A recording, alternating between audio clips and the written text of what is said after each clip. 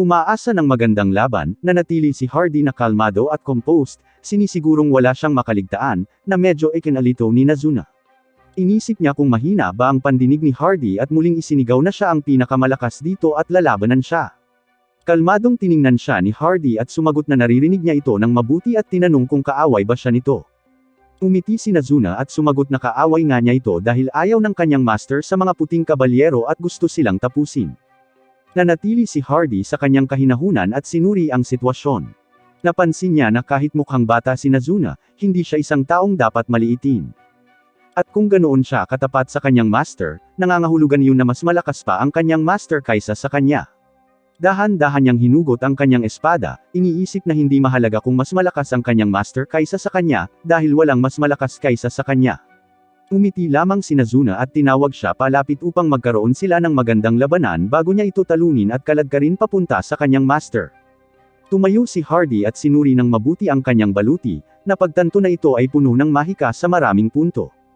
At maging ang malaking espada, na dapat ay napakabigat, ay tila wala sa kanyang kamay habang iniikot niya ito na parang isang maliit na patpat. Malinaw na si Nazuna ay may kakaibang lakas, ngunit kailangan niya itong subukan upang malaman ang limitasyon ng lakas na ito. Dahil si Nazuna ay isang walang tiyaga na babae, nagpasya siyang unang kumilos dahil masyadong mabagal si Hardy. Kaya, sinabihan niya ito na maging alerto.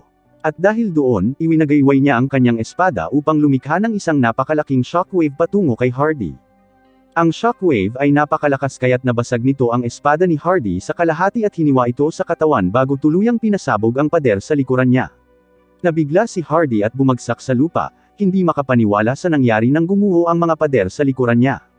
Natakot ng husto si Nazuna at agad na tiningnan kung buhay pa si Hardy o hindi, nag-aalala na baka mapag-alitan siya kung mamamatay ang lalaki. Umalangaw-ngaw ang boses ni Ellie habang pinagalitan niya si Nazuna dahil sa pagsira sa mga pader ng kanyang tore. At agad na sinubukan ni Nazuna na pagtakpan ang kanyang mga pagkakamali, sinasabing gasgas lang ito at maayos naman ang pader.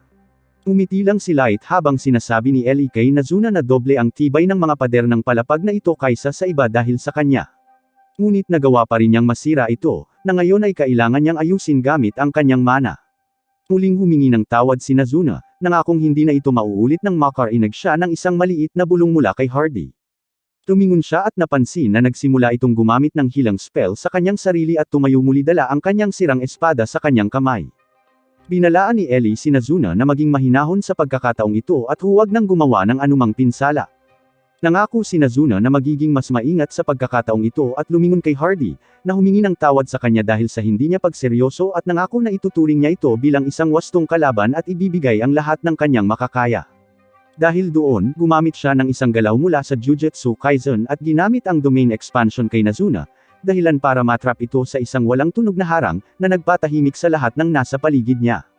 Alam ni Hardy na ang kanyang harang ay hindi lamang nagbibigay sa kanya ng malaking kalamangan, kundi sinisira rin ito ang mga kakayahan ng kanyang mga kalaban at ginagamit ito upang pasiglahin ang kanyang sariling lakas ng maraming beses.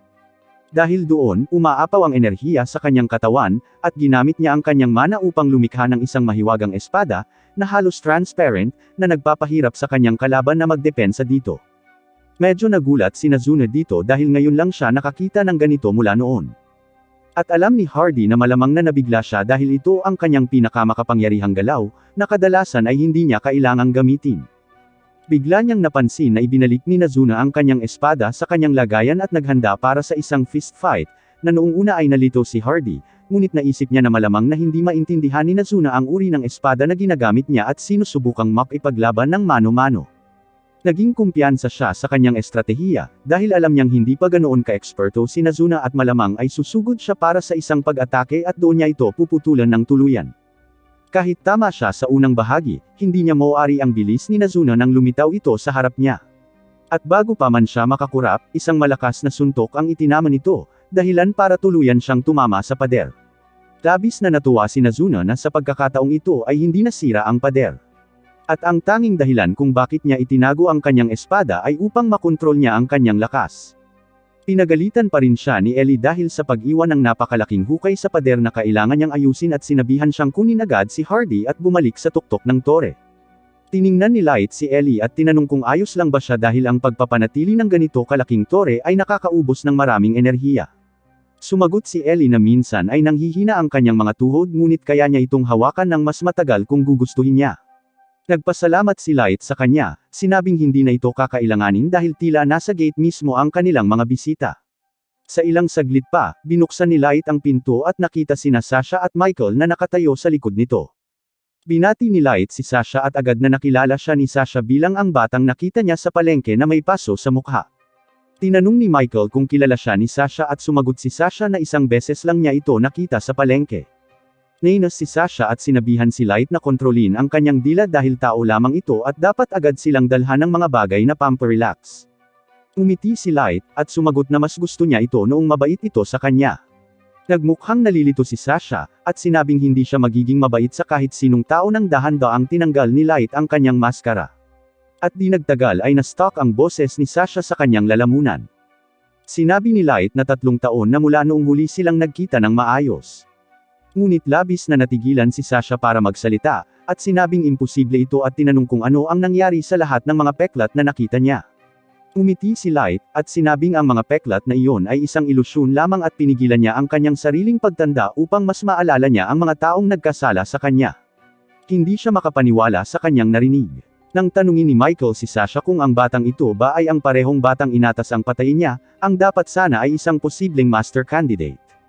Natigilan pa rin si Sasha, ngunit sa wakas ay isiniwalat niya na nang atakihin nila siya, aksidente siyang na-trigger ng isang teleportation trap at ipinadala sa pinakamababang level ng abyss, kung saan siya nakaligtas at nagpaplano sa nakalipas na 3 taon upang maghiganti sa lahat ng nagkasala sa kanya.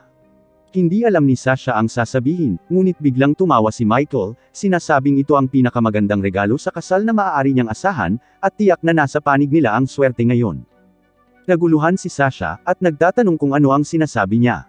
Ngunit ipinaliwanag ni Michael na kapag napatay nila ang utak na nagbanta sa kaharian gamit ang isang dragon at nakuha ang teknolohiyang nagtayo ng kahanghangang toreng ito, magkakaroon sila ng hindi mabilang na impluwensya sa kaharian at maraming kayamanan at titulo. Tanong ni Sasha, paano kung malaman nila ang katotohanan na nagsinungaling siya tungkol sa personal na pagpatay kay Light at pagtiyak na patay na ito?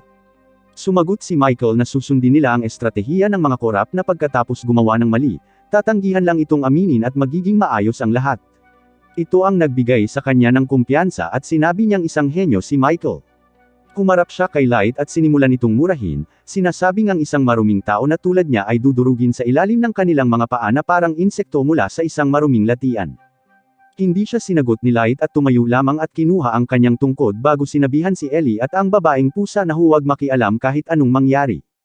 Lumapit siya sa magkasintahan at sinabi kay Sasha na ipagdiriwang niya ang kanilang kasal sa pamamagitan ng sarili niyang paghihiganti. Ngunit tumawa lang si Sasha, sinasabing mas malakas pa siya kaysa dati at nalampasan na niya ang level 500. Bukod dito, kumuha siya ng isang gininto ang instrumentong pangmusika na kinikilala ni Light bilang isang legendary class device. Nagsimulang tumugtog si Sasha ng plauta at agad na lumitaw ang isang grupo ng mga mahiwagang bilog sa ilalim ng mga ito at lumabas mula rito ang 2 malalaking Diyos. Ang mga anghel na nilalang ay mga phantasma class summon, anuman ang ibig sabihin nito, at agad na inatake ng lalaking anghel si Light. Naiwasan ni Light ang atake ng walang anumang problema bago bumalik para sa isang kontra-atake. Napagtanto ng lalaking anghel na siya ay nasa panganib at agad na ginamit ang kanyang kalasag, ngunit hindi ito sapat na malakas para pigilan si Light at nalagpasan niya ang kalasag, at nasira pa ang isang braso. Bumalik siya sa sahig na iniisip kung paano niya gustong patayin ang summon sa isang atake lang, ngunit tila kailangan niyang magpakita ng higit pa. Kinilabutan si Sasha sa nagawa ni Light dahil isa lamang siyang level 50 na tao. Umiti si Light doon at sinabing nakalimutan niyang banggitin, ngunit siya mismo ay medyo lumakas kaysa dati at isiniwalat ang kanyang mga istatistika. Nabigla si Sasha nang makitang level 9,999 na si Light at nagsimulang matakot. Ngunit nanatiling kalmado si Michael, sinasabing hindi siya dapat magpaloko sa kanyang halatang kasinungalingan dahil ang level 9,999 ay isa lamang pantasya at ang kanyang nakaraang atake ay pinagana lamang ng isang espesyal na mahiwagang bagay. Si Sasha ang pinakamadaling malinlang at mapaglinlang at agad na naniwala kay Michael, sinabihan ng kanyang mga anghel na patayin si Light sa lalong madaling panahon. Nagpasya si Light na patunayan ang kanyang mga level at nagsimulang maglabas ng sunod-sunod na spell. Una ay ginamit ang Dust Devil upang bulagin sila, pagkatapos ay ginamit ang Shadowbind upang pigilan sila sa kanilang pwesto, na sinundan ng Ice Shard upang pigilan ang mahiwagang pagpapagaling at mga palaso ng apoy upang magdulot ng napakalaking pinsala. Ngunit laking gulat niya, nagawa ni Sasha na muling tawagin sila kaagad ng walang problema at sinabing magagawa niya iyon ng maraming beses hanggat gusto niya nang hindi talaga gumagamit ng ganoong karaming mahika.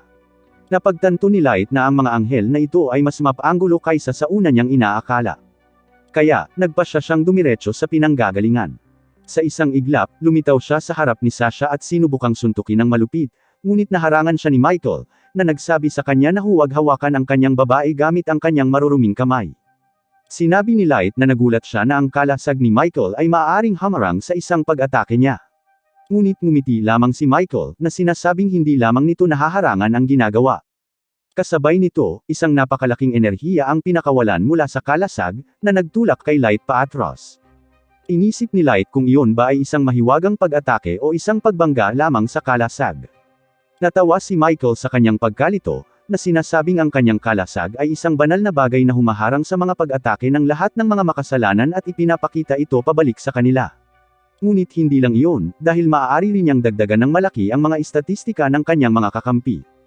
Bigla, ang mga anghel ay nagsimulang magmukhang nasa ilalim ng matinding stress. Tumawa si Sasha, na sinasabing maaari niyang patuloy na ipatawag ang mga anghel, at maaaring ipagtanggol siya ni Michael at palakasin ng mga anghel, na nangangahulugang wala ng ibang pagpipilian si Light kundi ang sumuko kaagad. Tumawa si Light na parang baliw, sinasabing ngayon na ang oras para ipakita niya sa kanila kung ano ang tunay na kawalan ng pag-asa. Dahil doon, nagsimula siyang umawit ng isang spell na kinatatakutan maging ni Ellie at ng babaeng pusa na nagsabi sa kanya na huwag gamitin ang kakayahang iyon. Ngunit walang pakialam si Light. Binitawan niya ang lahat ng selyo sa kanyang sariling mahika at tinawag ang demon-class weapon, ang Gungnir, na ang aura ay napakalakas na halos liparin sina Michael at Sasha. Agad na napagtanto ni Michael na ito ay masamang balita at sinabihan si Sasha na atakihin siya. Ipinadala ni Sasha ang kanyang mga anghel sa kanya, ngunit sa sandaling hawakan siya ng anghel, nabasag ang espada nito at walang nakapagpapagaling na mahika ang makakapagpabalik nito. Patuloy na naglakad si Light kaya kinuha ng anghel na parang tangke ang kanyang kalasag, ngunit ginamit lamang ni Light ang Light Thrust gamit ang kanyang sibat upang tuluyang pawiin ang lahat ng mga anghel nang hindi pinagpapawisan. Nagpatuloy siya sa paglalakad, ngunit napagtanto na ang kapangyarihan ng sandatang ito ay nakakasakit din sa kanyang kamay, ngunit nagpasya siyang handa siyang magsakripisyo ng isa o dalawang braso kung nangangahulugan iyon ng pagpapakita sa mga elf na ito kung ano ang tunay na kawalan ng pag-asa. Labis ang takot ni Sasha at agad na tinawag ang isang arkanghel, na mas malaki at mas malakas kaysa sa lahat ng iba pa. Agad na ginamit ng arkanghel ang isa sa kanyang pinakamalakas na spell habang tumatawa si Sasha na sinasabing walang paraan para mabuhay si Light doon. Ngunit hindi man lang ipinagtanggol ito ni Light dahil tuluyang nawawala ng bisa ang mahika nang marating siya nito. Natakot si Sasha at sinigawan ang anghel na ulitin ang mahika. Ngunit kahit ilang beses na ulitin ng arkanghel ang spell, wala itong silbi habang patuloy na naglalakad si Light nang hindi man lang sinusubukang ipagtanggol ang sarili. Natawa siya sa kawalan ng pag-asa ni Sasha, sinabihan siyang subukan ang lahat ng gusto niya. Ngunit kahit anong mangyari, mamamatay siya sa kanyang mga kamay ngayong gabi, at kahit ang Diyos ay hindi siya mailigtas. Ngunit dyan nagtatapos ang episode 11. Tandaan na mag-like at mag-subscribe para hindi makaligtaan ang susunod. Salamat sa panunood.